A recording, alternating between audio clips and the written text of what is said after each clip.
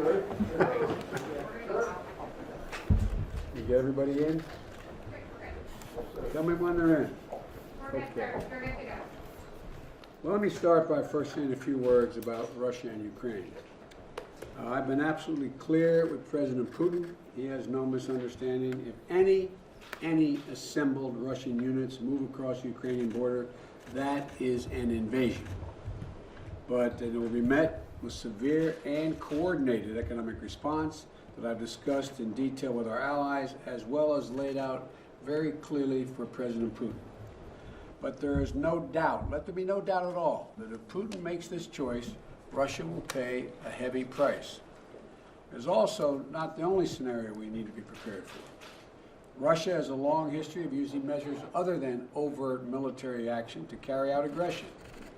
And paramilitary tactics, so-called gray zone attacks, and actions by Russian soldiers not wearing Russian uniforms. Remember when they moved into Donbass, the little green men? They were dealing with those who were Russian sympathizers and said that Russia had nobody in there. Well, that includes little green men in uniforms as well as cyber attack. We have to be ready to respond to these as well in a decisive and united way with a range of tools at our disposal. The Ukrainian Foreign Minister said this morning that he's confident of our support and resolve, and he has a right to be. Now let me turn to the topic of the day. By enacting the bipartisan infrastructure law, we demonstrated that Democrats and Republicans can actually work together to get something done. And by implementing it efficiently and effectively, we're going to demonstrate that government also can work for people efficiently and effectively. In just 2 months, the investments are underway to modernize our roads, our bridges, our ports, our airports, our rail, delivering high-speed internet and clean water, and expand and modernize, as I said, rail, as well as strengthening the energy grid, and the list goes on. Up until now, our nation has never fully made this kind of investment.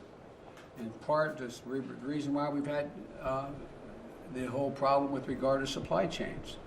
But when we start moving stuff faster through our ports, when bridges don't have weight restrictions, when there's less traffic on our roads because there are more roads to travel on and people aren't backed up bumper to bumper, and more capacity in our rails, that's how we resolve the supply chain problems and get goods to people.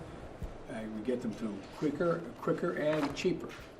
And I know you've been all over the country, Mr. Mayor, former mayor, and my buddy, meeting with mayors and governors, county commissioners, tribal leaders, and like I did with the Recovery Act, which was a similar kind of operation, because we need to stay on top of it. I know you remember Marty as a mayor, what it was like, and how detail really matters.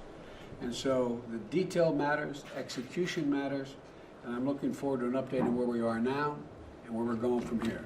So thank you very much, and I'm going to turn it over to the guy who I asked to come out of retirement, not retirement, but come and take over his gigantic job for me. Mr. President, thank you so much. I'm honored, and thank you for having me.